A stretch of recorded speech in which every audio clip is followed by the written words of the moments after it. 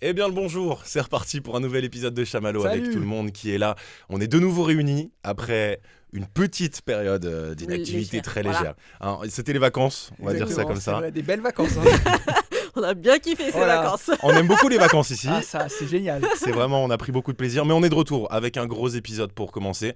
On va faire un épisode spécial théorie du complot, puisque bon, déjà on adore le complot, on adore Oui, tout déjà. ça. Et Marie, c'est toi qui as proposé ce sujet, parce que là il y a une date anniversaire en ce moment, il se passe quelque chose. C'est ça, c'est les 10 ans de la disparition du vol MH370. Donc c'est vraiment... ouais, alors... Pas sûr qu'il faille le fêter comme ça. Pas sûr qu'il faille le fêter comme ça. Non, mais c'est les 10 ans. Et c'est vrai qu'il y a énormément de théories autour de cette disparition, de ce vol-là. Et moi, ça me passionne. J'ai regardé toutes les théories du complot. J'ai regardé évidemment toutes les séries qu'il y a eu dessus, tous les documentaires, parce qu'il y en a énormément. Il y en a sur Netflix. Je suppose que vous l'avez vu. C'est une mini-série. Et en fait, il y a trop de théories. Il y en a 3 vraiment qui ressortent énormément. Une 4e qui, je pense, est n'importe quoi, mais il y en a 3 qui ressortent énormément. Donc, il y en a une première qui a été faite par une journaliste du Monde en Asie. Ouais, Euh, Florence de Changy. C'est ça, c'est Florence de Changy, évidemment, qui, elle, pense que... enfin, qui a fait une enquête, qui a mené une enquête. Donc, il y a plein de documents qui appuient un peu cette théorie, qui dit que ce seraient les Américains qui l'auraient abattu volontairement ou involontairement, parce qu'il y aurait eu une arme chargée dans la soute à destination des Chinois et qu'ils ne voulaient pas que les Chinois puissent mettre la main sur cette arme-là. C'est la théorie de Florence. Franchement, ça se tient. Salut Flo. Après, c'est déjà arrivé. C'est-à-dire que des avions civils abattus par l'armée, c'est déjà arrivé. Donc c'est ça le truc, c'est que c'est pas Et non plus souvent, c'est une- camouflé, surtout. Voilà. Dans l'idée, c'est camouflé. On peut pas dire « Ah oui, oups, pardon, on a appuyé sur un bouton et en fait, on a, Ouais. on a éclaté vos familles, pardon. » voilà. Donc non, en effet, en général, c'est plutôt caché. Donc ça, c'est sa théorie à elle. Il y a un autre journaliste qui s'appelle Jeff Wise. C'est un Américain cette fois-ci. Donc évidemment, lui, il accuse qui ?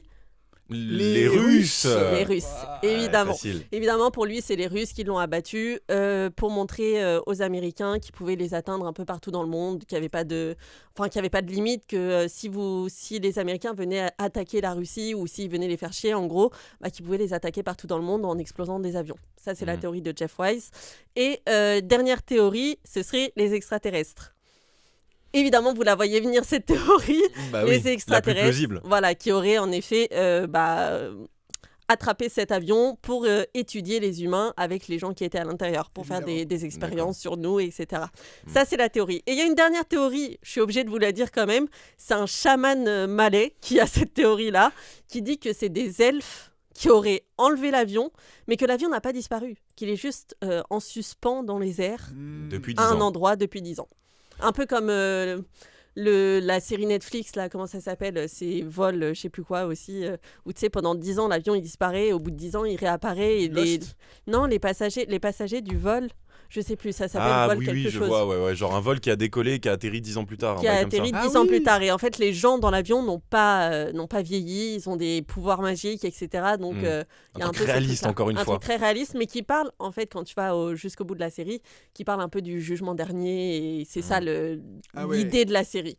Évidemment. Voilà les théories du complot autour, et pas que des théories du complot, mais des théories en tout cas, autour du vol MH370. Et je me suis dit, mais est-ce que c'est pas magnifique de faire tout un épisode consacré à ce genre de C'est théorie ? beau, ça serait beau. Bien Est-ce entendu. que c'est pas ce qui va se passer? Et si, Mais non. mais si, Oh, arrête. oh. c'est J'étais ce qu'on pas a prêt, prévu. moi. Attendez, mais incroyable.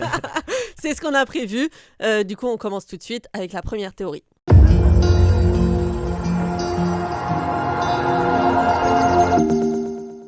Le Titanic, et elle est géniale cette théorie, le Titanic n'aurait pas en réalité coulé.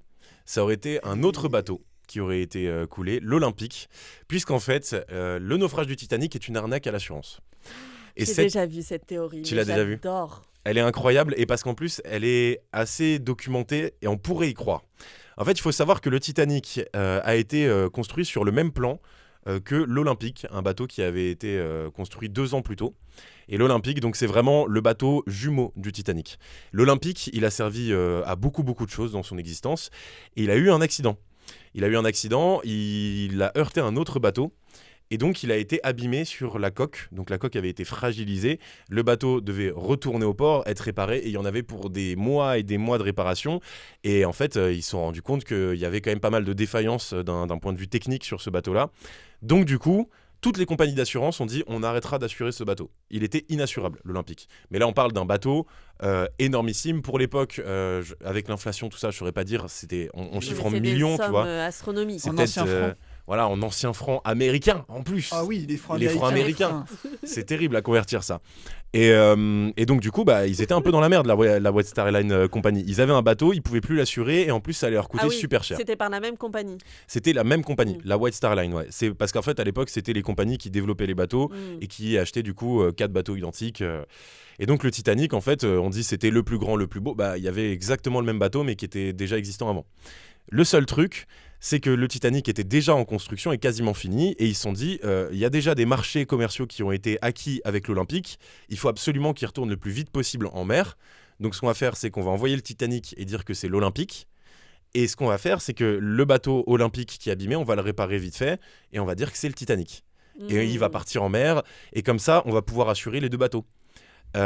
Chose qui apparemment se serait donc passée, puisque les temps de réparation sur l'Olympique ont été apparemment relativement courts. De ce qu'ils disent, il est ressorti très très vite des chantiers Alors navaux. qu'il y avait des vrais problèmes sur le bateau. Une coque pétée, quoi, ouais. Le Boeing de l'époque. Voilà, ouais, je vois. Il y avait une porte qui explosait, les masques à gaz qui tombent, alors que c'était un bateau, ça n'avait aucun sens. je vois. Et... Histoire. Et donc, du coup, cette histoire-là se mélange en plus à une deuxième théorie, qui est que le Titanic aurait été quelque part volontairement coulé, puisque des grands dirigeants de la White Star Line avaient des billets pour le voyage inaugural du Titanic et ont tous annulé. Et que les 3 plus grandes fortunes de l'époque des États-Unis étaient dans ce bateau. Et que... Avec Jack aussi, Jack était là. Jack, on pense à lui. Ils étaient dans ce bateau. Il y avait de la place, putain. Il y avait... Et donc du coup, ils partent du principe qu'en fait, ça aurait fait d'une pierre deux coups. Le Titanic valait beaucoup plus cher que l'Olympique. En termes de construction, il y avait eu des matériaux qui avaient été utilisés à l'intérieur dans les cabines et compagnie qui valaient plus cher. Donc en termes d'assurance, il valait beaucoup plus cher s'il coulait. La White Star Line était en difficulté financière. Et qui pouvait faire de l'ombre à la White Star Line ? Les hommes d'affaires qui étaient à l'intérieur du bateau et qui avaient beaucoup d'argent, qui détenaient des compagnies énormes avec beaucoup d'influence. Du coup, l'objectif, on coule le bateau, on prend l'argent de l'assurance. Et le Titanic en soi, qui est intact et tout ça, il continue de circuler sous le nom de l'Olympique. D'ailleurs, ça a été le cas. L'Olympique, il a continué à naviguer quasiment jusqu'à la fin des années 40. Il a été même bateau d'hôpital, militaire. Il a servi à beaucoup, beaucoup de choses. Il a une histoire de dingue, ce bateau. Et donc, depuis le début, il semblerait que ce soit le Titanic, en fait, au final, et que tous les gens qui ont embarqué sur le Titanic étaient dans un bateau qui s'appelait l'Olympique, et on avait juste changé les lettres sur l'avant du bateau. D'accord, mais du coup, est-ce que... Enfin, on savait du coup qu'il allait avoir un problème avec ce bateau-là, mais parce que du coup, il était abîmé. Mais est-ce que du coup, genre, c'était prévu avec le capitaine qu'il se prenne un iceberg ? Parce que c'est ça qui a coulé le bateau. Il y a pas mal de coïncidences où, en fait, on pourrait se dire soit c'est vraiment qu'il n'avait aucune attention, le capitaine, sur qu'est-ce qu'il allait se passer. Il savait qu'il allait rentrer dans une eau qui remplissait exactement toutes les conditions parfaites pour avoir des icebergs, avec la température, la pression atmosphérique et tout ça. Il savait que là, ils allaient traverser un endroit où il y avait des icebergs. Mais en plus, des icebergs qui se déplacent. Il y a une zone où vraiment, c'est comme je sais pas, t'es dans l'espace, voilà, ça fait un courant d'iceberg. Et donc du coup, tu sais que tu vas être potentiellement confronté à ça. Et il n'a pas baissé la vitesse. Donc il y a beaucoup de gens qui disent il était au courant qu'il allait là-dedans et il a foncé tête baissée. Et il était prêt à mourir, quoi. Dans tous les cas, il a coulé avec le bateau, le capitaine. Sûr ? Alors il y a une autre théorie qui dit qu'il aurait été revu. Le capitaine, ouais, qu'il aurait été revu, mais dans tous les papiers, ils disent qu'il a coulé dans sa cabine et que, comme dans le film. Et là-dessus, c'est assez fidèle. Après la théorie, il y a quand même la réalité. Ouais. C'est mon petit côté cartésien, je suis obligé de le préciser. Quand on a fait les missions sous-marines pour aller voir le Titanic, jusqu'à ce que les sous-marins deviennent leur propre Titanic, J'avais oublié. On a découvert, on a vu en fait tous les numéros de série et tout correspondait par rapport au carnet. Et ils se seraient pas fait chier à changer des numéros de série de boulons un par un. Ou alors dans ce cas-là on est sur un complot plus tu vois. Ou alors c'est les mêmes numéros de série que les anciens pour potentiellement Titanic, ils auraient été battus avec les mêmes bâtis avec les mêmes pièces. Et dernier détail dingue, il y a une tradition marine, normalement quand tu mets un bateau à l'eau t'es censé casser une bouteille de champagne dessus.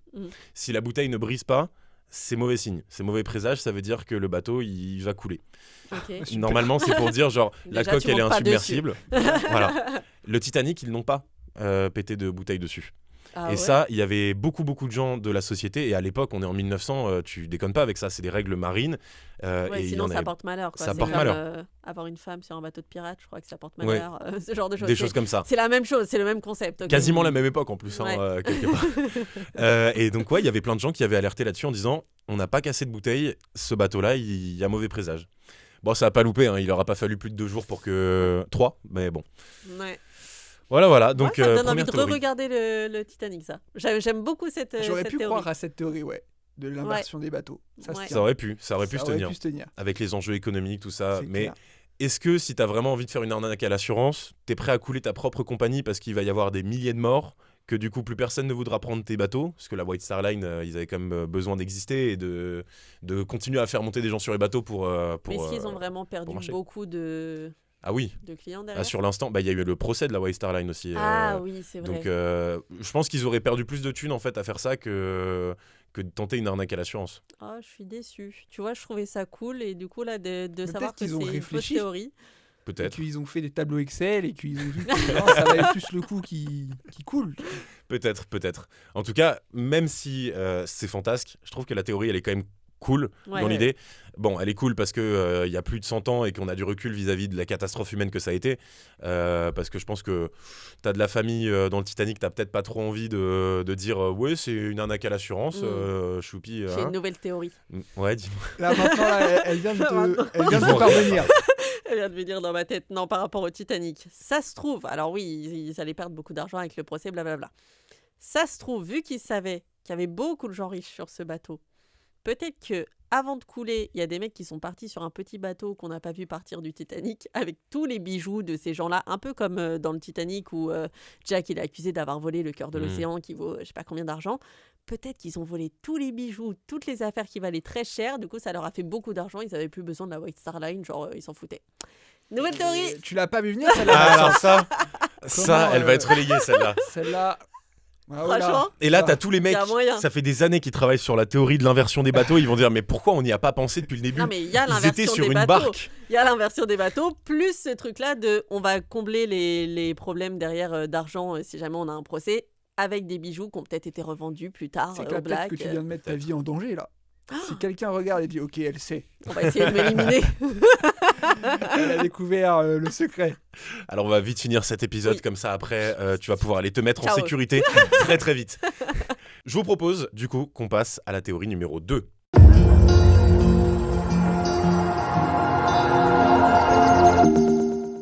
Ok, moi cette théorie, c'est pas du tout une théorie du complot, c'est une vraie théorie sur ce qui nous arrive dans la vie globalement. C'est la théorie des caisses du supermarché. Bah, Tu c'est choisis- ça. Tu choisis toujours Eh celle bah, qui est la parfait. plus longue. Bah voilà. Théorie Enfin, la numéro théorie. 3. Non, c'est une vraie théorie selon laquelle les rêves et les cauchemars des enfants avant 7 ans ne seraient pas juste des rêves, mais pourraient être des souvenirs en fait de leur vie antérieure.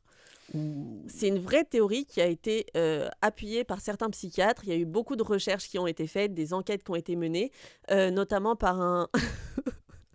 Un mec avec un nom rigolo, je J'ai pense. oublié son nom. J'espère. Non, je rigole parce que j'ai regardé juste 2 minutes avant le nom du mec et j'avais déjà oublié. On l'embrasse. Ouais. Il a travaillé pour être travaillé. reconnu Non, à travers son étude. c'est un pédopsychiatre et un chercheur dans une université, etc., qui s'appelle Ian Stevenson. J'ai retrouvé son nom, c'est bon, on est bon. Lui, il a mené vraiment plein de recherches dans le monde entier. Il a trouvé beaucoup de cas potentiels, mais cas presque avérés en fait de réincarnation chez des enfants. Et c'est hyper intéressant et c'est partout dans le monde, donc c'est même pas en fonction des croyances, des religions, etc. C'est vraiment les enfants qui parlaient de leur vie antérieure, qui faisaient beaucoup de cauchemars, beaucoup de rêves et qui étaient persuadés d'être quelqu'un d'autre avant cette vie-là.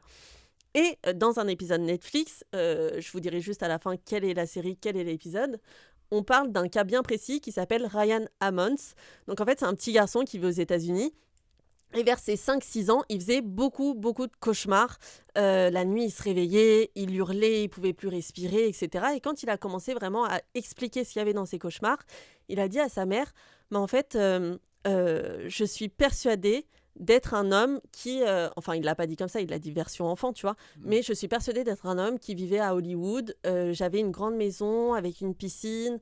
j'étais dans le cinéma, donc à 6 ans quand même, tu penses à dire tout ça, c'est quand même ouf. J'étais dans le cinéma, j'avais beaucoup d'enfants, s'il te plaît, je veux retourner voir mes enfants, je veux retourner voir ma mère, etc. Enfin, c'était vraiment des choses qu'un enfant de 6 ans ne peut pas dire. Comme ça ne vient pas de nulle part, ça ne sort pas comme ça sans raison. Donc sa mère a commencé à se renseigner.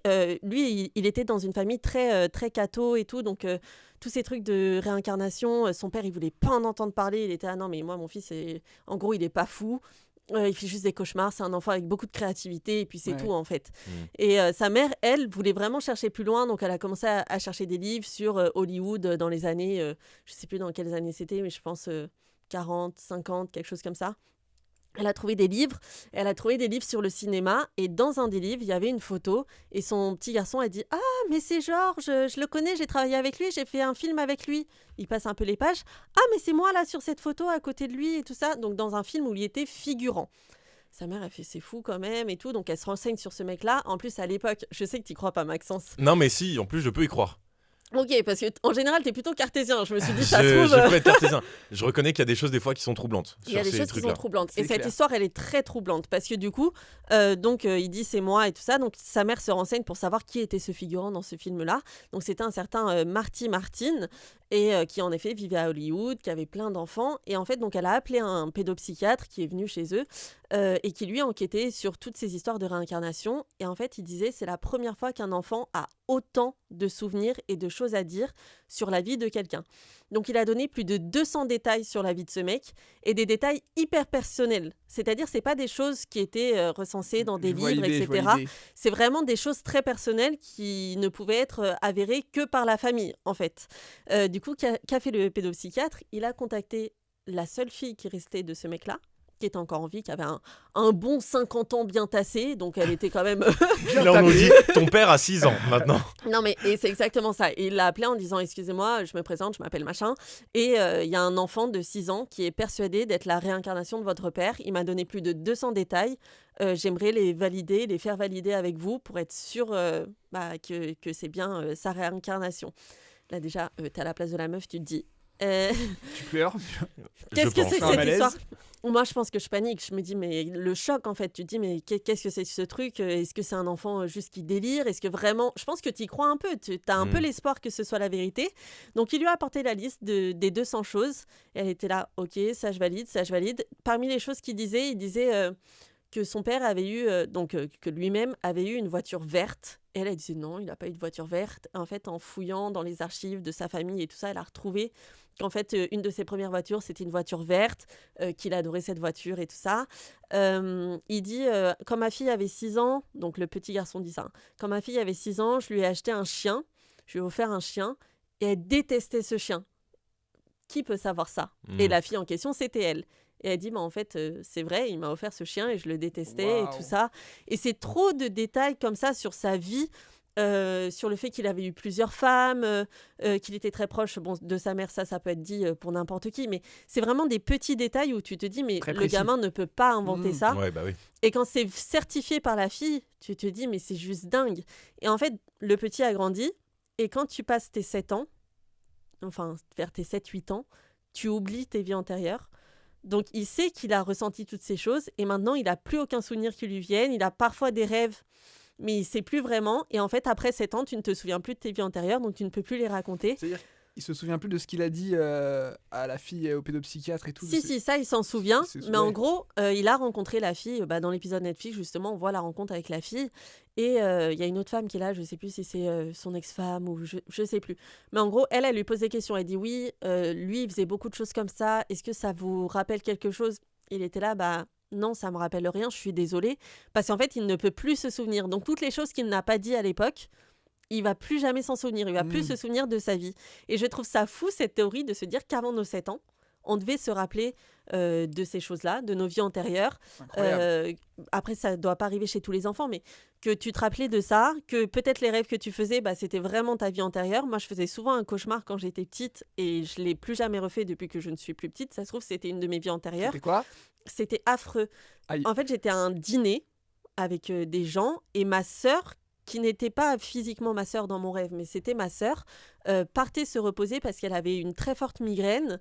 Et quand je montais à l'étage pour vérifier qu'elle allait bien, en fait, elle était poignardée de je sais pas combien de coups de couteau, etc. Et c'était un rêve mais récurrent qui revenait mais tous les mois, tout le temps, toutes les semaines parfois.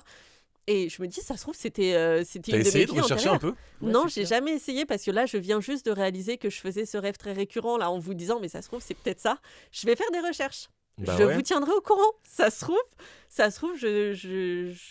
j'ai ma sœur qui est morte dans une vie antérieure. Peut-être, c'est Ou peut-être possible. moi. Peut-être que je revivais ma mort. Ah, c'est Ah, possible peut-être, aussi. ouais. Bah, semblerait-il que si tu revivrais, par exemple, si tu as une phobie, donc toi, tu es claustrophobe. Ouais. Il semblerait que ça peut être lié à une mort que tu as eue dans une vie antérieure, tes phobies de ta vie de tous les jours, de ton existence actuelle. Par exemple, ma mère, elle a peur de la noyade. Et pourtant, elle n'a jamais été traumatisée par l'eau. Ouais. Et elle faisait tout le temps le même rêve où elle était sur un bateau et elle tombait et elle coulait et elle se noyait. Et c'était un truc ultra récurrent. Et elle était ultra stressée à l'idée que ses enfants puissent aller dans l'eau, se rapprocher du bord de l'eau. Par exemple, tu marches dans un port, il fallait absolument Ouais. pas être trop près de l'eau. Quand on est en bateau, on reste bien au milieu, on se met pas sur les rebords Ouais, c'est une pour peur de passer par-dessus. irrationnelle. Irrationnel total, elle Mm. le sait. Tu vois, mais et elle sait pas expliquer pourquoi est-ce qu'elle a cette peur-là. Mais il y a Et des avec gens des rêves qui t'aident récurrents. à retrouver tes vies antérieures, il faut y croire évidemment, mais qui t'aident à te rappeler de tes vies antérieures, à savoir pourquoi. Et j'avais une hypnothérapeute justement qui avait fait ce processus-là parce que pareil, elle avait une phobie incontrôlable de perdre ses enfants qui meurent. Et en fait, elle a compris pourquoi en étudiant ses vies antérieures. Mais je trouve ça dingue de se dire, en fait, avant tes 7 ans, et on dit souvent que les enfants voient les entités, voient les énergies, les âmes, etc. Et que potentiellement, du coup, ils se souviennent de leur vie antérieure. Incroyable. Incroyable, non, cette Ah théorie. ouais, elle est dingue. Et d'ailleurs, le Ian Stevenson, je crois que c'est toujours Ouais, son exactement. prénom, le psychiatre, Il n'a pas À changé. moins qu'il a il n'a changé. pas changé. Alors, Non, non, il faut Yann- Toi, Non, Yann Maxence. Stevenson, Alors- c'était son existence antérieure, Ah Yann oui, bah Stevenson. Maintenant, il s'appelle Thomas Dupont. Non, mais il est mort en 2007, ça se trouve, il s'est réincarné quelque part. Bah, ce mec-là, il a trouvé, donc chez la plupart des cas qu'il a rencontrés et qu'il a étudiés, une tache de naissance, en gros, ou une anomalie physique sur chacun des enfants. Une troisième jambe. Non. Non, mais par exemple, admettons, si la personne, donc dans une vie antérieure, s'est fait tuer par une balle dans la tête, l'enfant allait avoir une anomalie au niveau du crâne sur sa tête, tu vois. D'accord. Donc, genre, Ah oui. il y avait vraiment des aspects physiques qui se retrouvaient dans la vie actuelle. C'est un psychiatre qui a dit ça, donc je me dis, c'est quand même pas sorti de nulle part. C'est quand même un médecin, un scientifique à la base. Et tu te dis, c'est fou cette histoire. Que tu puisses avoir. Bon, moi, j'ai une tache de naissance au niveau de la cuisse. Je pense pas être morte, plantée dans la Peut-être cuisse. prise une flèche. On ne Peut-être. sait jamais. Dans ton rêve, les coups de couteau, est-ce qu'il n'y en avait pas un dans Ouais, la bah, cuisse fils. Imagine. Ah, mais c'est fou. Mais Ce oui. serait dingue. Ah ouais Vraiment Ah, mais oui. On est en train de découvrir un truc en Attendez, direct Attendez, on là. est en train de découvrir un vrai truc. C'est juste dingue. Non, mais oui. Et vraiment, mais je vais me renseigner. Et dans mon rêve, la nana, enfin moi ou ma sœur, du coup, portait une robe bleue. Je vais faire des recherches. Voilà, qui s'est Femme fait morte. poignarder Avec une robe bleue. Poignardée. Et À là, un je dîner vois le entre titre. amis. Ouest France. À un dîner en famille, habillée d'une robe bleue. Elle meurt avec un coup de couteau dans la jambe. Ouais, mais il faut que ce soit il y a plus de 30 ans, donc retrouver des archives sur Internet, ça peut être compliqué, quoi. Je sais pas me renseigner. Non, ça peut se trouver. Il y a plein d'articles qui sont numérisés en plus de Mm. temps. Mais l'histoire du gamin, elle est vachement intéressante. Je sais pas si vous regardiez, vous, à l'ancienne, t'avais les 30 histoires extraordinaires à la Oui, télé, ah des ouais. trucs comme ça. Évidemment. Et il y en avait une sur un gosse, pareil, qui disait qu'il était mort pendant la Seconde Guerre mondiale, qu'il avait été aviateur Ouais. et qu'il avait les flashs de sa mort et de son coéquipier. Oui, et Qui qui se est faisait encore en appeler vie. James III d'ailleurs. Il signait tous ses dessins de James III et c'était le nom du mec, James Junior. Ouais. Et lui, il pensait être James Junior Junior du coup. Donc James III. Oh waouh. Je connaissais Et l'histoire. truc de mais dingue, continue elle est d'expliquer. vraiment dingue cette histoire et ça a fini à peu près pareil, c'est-à-dire qu'ils ont retrouvé le gars, son coéquipier du coup de l'époque et pareil, le gars il te sortait, l'enfant de 6-7 ans, il lui sortait des détails de la guerre alors qu'il n'avait pas vécu et il était capable d'identifier le modèle de l'avion dans lequel il était dans ses rêves, Le piloté. de le piloter, non mais il était quasiment Potentiellement. capable, ouais. Ouais. Il avait énormément de connaissances sur la guerre, sur tous les gens qui étaient avec lui, il lui avait mis une photo de son bataillon. ils pouvaient quasiment identifier toutes les personnes, tous les soldats c'est qu'il y avait en face, tu vois. Oui, parce que c'est ça que font les psychiatres quand ils étudient du coup les enfants qui pensent être des réincarnations, c'est qu'ils leur montrent genre 3-4 photos en disant ok, qui est ta maman, qui est ton père, qui est ta femme, et genre ils doivent montrer, et c'est comme ça que tu vois s'ils sont juste en train d'affabuler ou si vraiment il y a peut-être une histoire, tu vois. Il y a peut-être quelques cas rares où vraiment c'est tangible comme là, les deux dont on vient de parler. Il y en a sûrement beaucoup aussi, c'est des enfants qui voient des choses à la télé, qui entendent ou autre et qui arrivent à imaginer. Mais c'est vrai qu'à partir du moment où on arrive à confondre des photos et C'est qu'ils ça. les reconnaissent, Où il y a des bon. détails et tout, franchement. la mais science s'arrête là. La théorie, c'est que vraiment tout le monde est une réincarnation du coup. Et tout le monde. Oui, mais parce je qu'il peut pense pas y que- avoir que. Bah moi il avait une certaines vie chiante personnes alors parce que je me souviens de rien, hein, vraiment. Mais depuis tout à l'heure, je suis en train de me dire, attends, tu rêvais de quoi quand t'avais 4 ans, 6 ans? Déjà, ce que j'ai rêvé cette nuit dernière, je m'en souviens pas. Alors, on aurait trouvé un truc. Ça, Ouais. ça se travaille. 6 ans. Hein. Si tu veux te rappeler de tes rêves, c'est un vrai travail que tu peux mettre en place. Faut les noter, Moi, non je me souviens de tous mes rêves maintenant. Incroyable. Et ça permettrait, soi-disant, de développer les rêves lucides aussi. À chaque fois que tu te souviens de tes rêves, tu peux plus facilement faire des rêves lucides. Ouais. Mais là, c'est un tout autre truc C'est et un on tout pourra autre sujet. en parler dans un autre épisode, je C'est même pense. pas. C'est quoi un rêve lucide? C'est quand tu peux prendre le contrôle de ton rêve. T'es dans ton rêve et t'arrives à réaliser que t'es en train de rêver, Ouais. mais tu ne te réveilles pas. Donc du coup, tu peux prendre le contrôle et dire, bah à partir de maintenant, je suis dans mes rêves, donc je vais voler, tu vois. Et donc tu décides de voler. Tu peux décider de manger un burger, il aura le goût du burger. Tu vois, tout ce que tu vas faire est palpable, c'est réel, tu vois. Moi, chaque Inception, fois le que truc. je me suis Inception. dit, parce que ça m'est déjà arrivé de me dire dans mes rêves, mais on en fera un épisode spécial, je pense qu'il y a beaucoup de choses à dire Ouais. sur les rêves.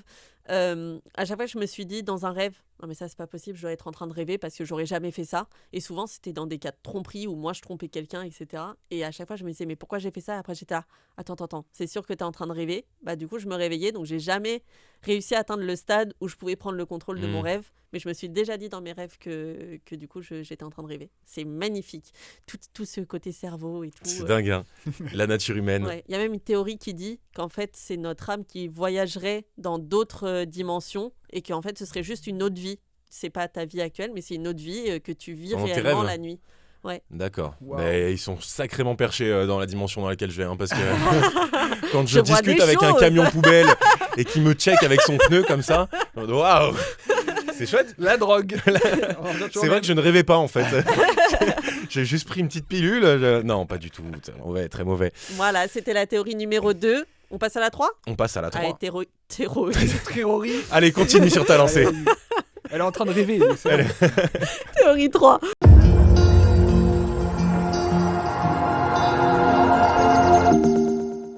La théorie numéro 3, les amis. Bâtard. Je vous emmène, on va voyager un peu, on va voyager en Égypte. Qu'est-ce qu'il y a en Égypte? Des pyramides. Des chats. Ah oui, des chats. Aussi, et des Des vieux. pharaons. Oh, Attends, peut-être t'as pas. dit des vieux? Non. Non, Ah, des vieux, non? j'ai entendu et des vieux. Des dieux, j'ai dit. Ah, des dieux. Je Oui, crois. des vieux, globalement, il doit y en Oui, avoir un dans peu tous partout, les pays. je pense. Partout, hein. Pas qu'est-ce Ouais. qu'il n'y aurait pas une théorie du complot Allez. qui dirait que dans un pays, il n'y a que des jeunes. En fait, l'Égypte est un EHPAD. D'accord. Voilà ma théorie. Allez, l'Égypte. Donc l'Égypte, la pyramide de Gizeh, fameuse pyramide la plus grande. Je vous emmène en 1836. Il y a un militaire britannique qui s'appelle Howard Vyse qui se dit tiens, on va aller explorer la pyramide quand même, voir ce que c'est, avec ce bâtiment un peu intrigant. Donc il l'attaque avec quoi? À la dynamite. Il commence à faire péter des trucs de Logique. Voilà, bah, à un moment, voilà. tu Autant vas- détruire plutôt qu'essayer de Oui, rentrer tu vas- par la grande porte. Après, il n'y a pas de On porte, je détruit. crois. Non. Peut-être une porte Bah, désormais. autant mais à la créer, l'époque, du coup. Autant la Ouais. créer. Le mec se dit, vas-y, on va mettre 2-3 Ils bâtons sont cons, ils TNT. ont pas pensé à mettre une porte d'entrée. C'est quoi Ça se trouve, il disait, c'est quoi ce tas de pierres, tu vois Ouais. Bref, il attaque à la dynamite et il la trouve du coup sur la face sud de la pyramide. Il trouve dans les décombres un morceau de fer de 30 cm, noir, etc. Et il se dit, tiens, dans un conduit d'aération, tu vois. Et il se dit, tiens, un morceau de fer, mais bon, qu'est-ce qui est bizarre d'en trouver un morceau de fer dans la pyramide au Caire? C'est qu'en fait, la pyramide, selon les estimations à l'époque, a été créée environ 2500 ans avant Jésus-Christ. Elle a été construite à cette période-là. Sauf que l'âge de fer en Égypte, c'est 650 avant Jésus-Christ. Donc comment expliquons-nous qu'il y a un morceau de fer dans la pyramide? Donc c'est simple, la première chose qu'on se dit, bah en fait, ils l'ont rajouté après la construction. Quelqu'un est passé avant nous, avait déjà dynamité le truc, Il a a juste mis voulu un morceau de fer. consolider, quoi. il y a une fuite, et il a mis un morceau de fer, tu vois. Donc ils ont fait analyser le morceau de fer qui est revenu au Irish, non pas Irish du tout, British Museum. Mhm. Ils l'ont analysé et ils ont trouvé un amas de nummulites dans ce morceau C'est de pas fer. vrai. Bah, je vous jure. De la Et là, vous me numulite. dites, C'est bah, un attendez, amas arrête. en plus Un amas de de minimulite. De nummulites protozoaires, c'est des protozoaires marins Mais c'est fossilisés, je te jure. Et ils ont trouvé Mais ça non. sur le morceau de fer. Et Elle donc est en dingue, fait, cette du coup, théorie. ils Mais ont dingue. prouvé que finalement ce morceau de fer était là forcément il y a des siècles, parce que quand on trouve des nummulites protozoaires marins fossilisés, ça veut dire que le morceau de fer était en contact avec une surface calcaire pendant très très très longtemps. Et donc forcément D'accord. le morceau de fer remonte à très très très longtemps. Donc on n'a pas pu le rajouter après la construction, donc c'était forcément Mais pendant la construction. 650 avant Jésus-Christ, c'est quand même déjà il y a très très très longtemps. Ils sont capables de faire la diff entre 2500 et 600 avant. Oui, Maxence commence pas à Ouais. tout détruire. Ils sont capables. À l'époque, on avait les grands scientifiques. Les grands scientifiques. On a attaqué les bâtiments à la TNT, d'accord? C'est vrai. Pardon. Voilà. Donc, ils n'ont pas pu ajouter après la construction. Qu'est-ce qu'on conclut de ça? Qu'en fait, les Égyptiens n'ont pas construit la pyramide puisqu'ils n'avaient pas découvert le fer à l'époque. Et donc, les pyramides sont arrivées peut-être par une autre civilisation avant les Égyptiens, voire même des extraterrestres qui ont bâti la pyramide, parce qu'en plus de dire qu'il y a du fer dedans, il y a tout un côté, la pyramide est orientée exactement à 90 degrés, enfin bref, elle est pile dans des coordonnées qui correspondent à la vitesse de la lumière, je crois, et donc ça serait un passage temporel où tu peux voyager dans le temps, aller dans d'autres galaxies, enfin bref, il y a toute une théorie énorme là-dessus. Une théorie incroyable d'ailleurs, ce serait fou. Ouais, elle est folle. Ouais, Que c'est des extraterrestres qui ont bâti les pyramides? ouais, mais même le côté que ça puisse être un incubateur pour voyager dans le temps, dans d'autres galaxies c'est et hyper tout. fascinant. Et puis après, Maître Gims est arrivé. Mais bon, Non. on parlera On après. est revenu à l'électricité du coup. Mais en plus de ça, du coup, une fois qu'ils ont bien dynamité le truc, Ouais. ils ont pris des conduits, ils sont allés dans les chambres, etc. Et ils ont trouvé les seules inscriptions qu'on a dans la pyramide. Ce sont des inscriptions un peu comme des graffitis rouges où il y a écrit Khéops. Tu vois, donc le nom du pharaon dont c'est le cercueil. C'est censé être le cercueil, le tombeau du pharaon, la grande pyramide. Sauf que du coup, dans l'équipe du Britannique qui a tout dynamité, il y avait d'autres gens. Et donc les mecs qui sont rentrés dans la chambre ont écrit sur un manuscrit, bah voilà, j'ai vu ça, il y a ça, ça, ça, mais il n'a jamais fait mention du graffiti rouge, écrit Khéops dans la chambre, la première fois. Et donc ils sont revenus le lendemain, avec d'autres membres de l'équipe, et là, le graffiti était apparu, donc lors de la deuxième visite. Ok. Et donc il y a une autre théorie qui dit qu'en fait, les graffitis ont été ajoutés à la main par les militaires et scientifiques de l'époque. Il y a deux choses qu'ils disent en fait, c'est que l'inscription Khéops en hiéroglyphe du coup de ces graffitis, il y a une faute d'orthographe. Ok. En fait, les hiéroglyphes c'est pas en fait Khéops, c'est une faute d'orthographe dans les hiéroglyphes. Il y a un D'accord. rond avec un point rouge dedans et en fait normalement il n'y a pas de point rouge. Sauf qu'ils se sont rendus compte qu'à l'époque il y avait seulement 2 manuels sur les hiéroglyphes à l'époque qui étaient écrits, et dans ces mêmes manuels il y avait la même faute d'orthographe qu'ils ont retrouvée dans la pyramide. C'est-à-dire que peut-être les mecs ont pris le nom Khéops comme ça dans les manuels et l'ont inscrit eux-mêmes dans la pyramide. Mais pourquoi on considère que c'est une faute si à l'époque il y avait 2 manuels qui mentionnaient la même chose? Peut-être que Oui. c'est plus tard qu'on a fait une faute, du coup, non? Bah oui. C'est peut-être nous, C'est peut-être 3500 nous, ans après, on arrive, c'est on peut-être dit nous mais le problème en fait. tu sais, on commence à critiquer un langage qu'on n'a jamais parlé, on dit mais vous faites des fautes vous. Mais attendez. Mais peut-être qu'ils parlaient le hiéroglyphe, j'en sais rien. Alors, bref, vous finis la théorie. La théorie, c'est que en gros, ils ont fait ça pour. En gros, comme ça coûtait très cher de faire des recherches scientifiques et de faire des recherches dans la pyramide, ils ont voulu, entre guillemets, rentabiliser et prouver qu'ils avaient trouvé quelque chose et que les investissements n'ont pas été vains. C'est pour ça qu'ils auraient rajouté ça. Ça se tient, Ça pourrait. ça pourrait. Mais moi, je pense que la faute vient de plus tard. Ouais, hein. c'est- Je pense qu'il y a juste un mec qui a pas recopié le point rouge en se disant, bah en fait, ça doit être, je sais pas, une tâche. ouais, Et c'est ça. qui du coup a écrit les autres manuels sans le point rouge, mais qu'à la base, ça devait s'écrire comme ça. Bah ouais, ça se Et tient. si le rouge, c'était en fait le sang de Khéops qui a lui-même écrit, puisqu'on avait ouvert la pyramide, son nom en Mais mode oui, c'est chez peut-être. moi, barrez-vous. Nouvelle théorie. Peut-être. Par contre, Putain, on je apprend peux quelque avoir chose trop de de dingue théories. là dans cette théorie. Khéops était un graffeur. Ouais. Peut-être le premier mec qui a fait un graffiti dans cette terre. D'ailleurs, il y avait marqué Khéops et en bas il y avait Akab, tu vois, il avait mis. Après, le gars était mort, mais Ouais, mais c'était peut-être même le premier graffeur mort. c'est vrai. Peut-être que le mec. C'est là d'où là viennent les momies. Non, C'est après, peut-être une momie. il y avait aussi l'histoire de potentiellement les pyramides auraient été construites de leur vivant et ils seraient morts dans la pyramide. Bon, après, de toute façon, les pyramides, il y a des théories, on veut tu en voilà. Il y a Oui, tellement c'est de vrai. théories même sur la construction de Ouais. comment ils auraient pu construire ce genre de pyramide avec le poids des pierres, avec tout l'intérieur, parce que c'est vachement de l'ingénierie à l'intérieur. Ouais. En gros, il y a plein de labyrinthes, plein de trucs et qui sont pas. Enfin, t'as des pentes comme ça, puis tu remontes comme ça et tu fais des trucs comme ça. Je pense que c'est le bâtiment À le plus l'époque- fascinant du monde. Ouais. Ouais. À l'époque, quelle était la technologie pour faire ce genre de bâtiment, sachant qu'à l'heure actuelle, je suis même pas sûre qu'on réussirait à le faire aussi grandiose et avec autant de labyrinthes. Alors en vrai, si, on arrive à le faire parce que d'ailleurs, il y a une des pyramides en Égypte ouais, qui va au être Louvre. refaite. C'est pas ça? Ah, c'est pas ça. Pardon. Ça s'y ressemble, hein, à s'y méprendre. Ouais, Ah, assez mais j'ai bien cru prendre, que c'était vraiment. ça. Quelques détails de fabrication Ah, bah, près, pardon, mais, pardon. et de taille aussi. Tant hein, pour mais, moi. Ouais. D'ailleurs, la pyramide du Louvre a existé avant la pyramide de Khéops. On n'a aucune preuve, mais j'en suis sûr. Oui, c'est vrai, puisque l'âge du verre Là, je dis- était bien avant l'âge de fer. et donc, Exactement.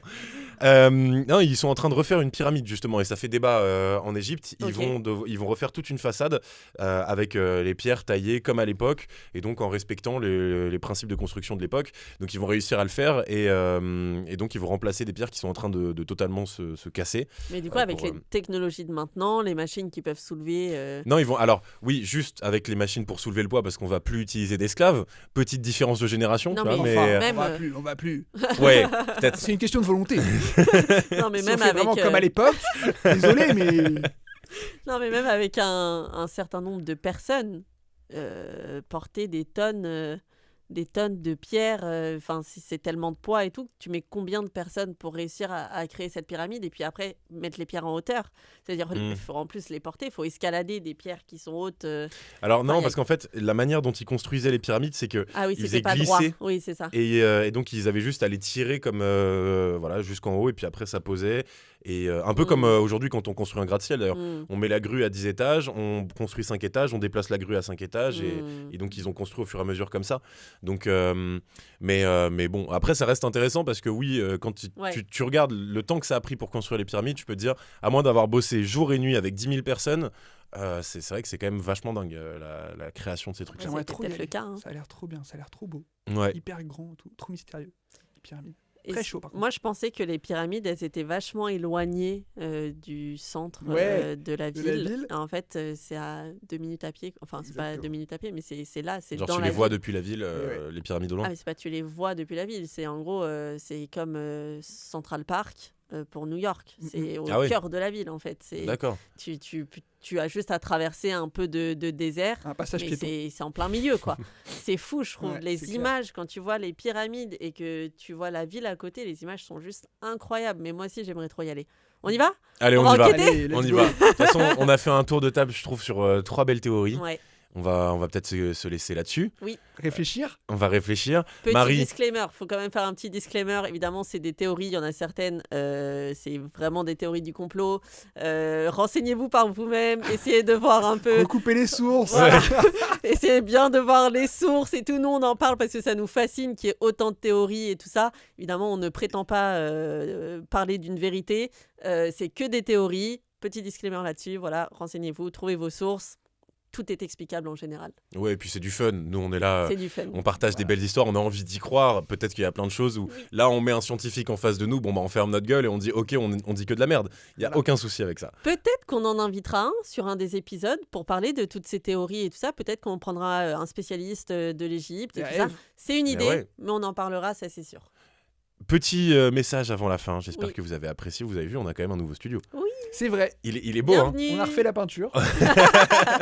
D'où cette petite période de repos, tu C'est vois. ça, cette petite période de transition. Mais ça y est, on est de retour, on est bien de retour. Suivez-nous sur les réseaux. absolument Toujours partout. Insta, TikTok, YouTube. YouTube et ça y est, on est enfin sur toutes les plateformes de streaming musical. Bravo. Bravo à C'est nous. Oui. fou quand même. Tu sais que Deezer, j'ai eu des échanges de mails et tout. Il a fallu quand même 3 mois hein, pour Ça a été juste une dire. bataille. Bah en fait, ils nous avaient créé le profil, mais ils mettaient pas en ligne les épisodes. Je disais, c'est con parce que du coup, il y a le profil, mais les gens peuvent pas écouter. Ouais, dis, mais ah. maintenant on est là. Voilà, maintenant Maintenant, on on y est est. là. Donc vous pouvez nous écouter sur Deezer. Oui. Et sur Spotify aussi, Oui. toujours. Et sur toutes les applis de podcast. Vous savez qu'on est même sur une appli de podcast en Inde. Non. C'est Eh vrai ouais, on est en Inde aussi. On est sur Samsung Podcast aussi. Bah, Personne ne nickel. savait que ça existait, mais pourtant on y est. Allons rencontrer nos fans en Inde prochainement. Non, mais en tout cas, Il y a on des vous laisse pyramides en là-dessus. Taj Mahal.